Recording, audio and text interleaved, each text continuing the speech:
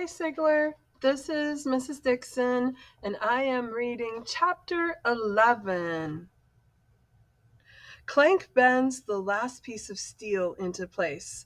Clank wraps wiring to match a Tesla diagram. Frank locks the antenna into position. Watson drills another soda can with his pea shooter. Yes, says Frank. He holds up his latest invention.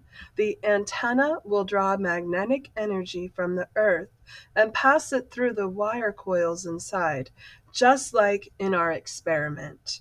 Right, said Watson. Which will move the electrons in the wire coils to the transformer. Check, says Watson. Which will shoot out the finger which will shoot out of the fingertip transmitter with no wires. Of course, cheers Watson. Hold this light bulb and stand over on the other side of the lab. Watson picks up the oversized light bulb and walks to the other side of the lab. Why do you want me to? Frank aims the new invention at Watson. Hey, wait, no, not me. This could be hazardous to my health. Make Clink hold it. Before Watson can move, Frank pulls the trigger. The light bulb in Watson's hand flickers, hums, and then pops on in a bright white glow. Watson stares at the bulb in his hand, which glows without being plugged into anything. It it works. Of course it does, says Frank. Hypothesis tested and confirmed, adds Clink. Clank shakes his big vegetable strainer head. I did not think that was going to happen. Frank points the invention at an unplugged clock. The hand spins to life. Frank electrifies a string of old Christmas lights.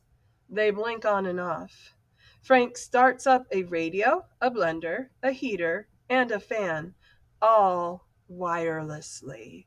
Nice, says Watson. What do you call it? Clink revs his vacuum motor. It should obviously be called the wireless electromagnetic transmission device because that is precisely what it is. Oh, oh, says Clank. You should call it the Kooky Cootie Zapper. It's a real Electro-Finger, says Watson. Frank looks up. Hey, that's a perfect name, Watson. Can we use it? Watson beams. He is thrilled to be part of Frank's invention. Of course. Great, says Frank. Now come on, let's take this thing out and show Midville some wireless electricity.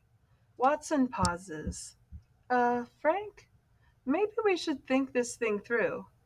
Maybe make a plan so we don't get in trouble like we did last time. And the time before that, and the time before that. Frank rummages behind his workbench. Why do we need a plan? We are giving people free electricity. Frank rummages behind his workbench. But what about you know who? Watson bends his head towards Clank and Clank.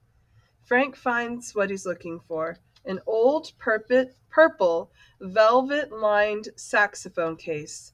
Clank and Clank? Oh, absolutely. They have to help us too. No, I mean, Watson starts. Hooray! Booms Clank. He picks up Clink. He hugs Watson with one big metal arm. He squishes Frank with another big metal arm. Clank spins everyone in circles, blasting his rock to beat. Clink says, Blee! Frank and Watson spin around, yelling, Ah! Clank beats and spins and booms. His crazy noises sound like a washing machine screaming and a garbage disposal destroying a rocket engine.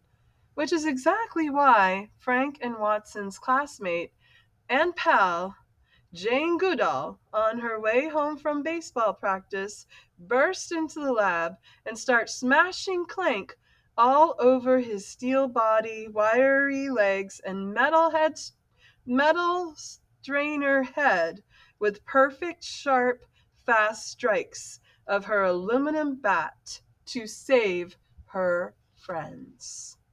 You'll have to find out what happens next in chapter 12.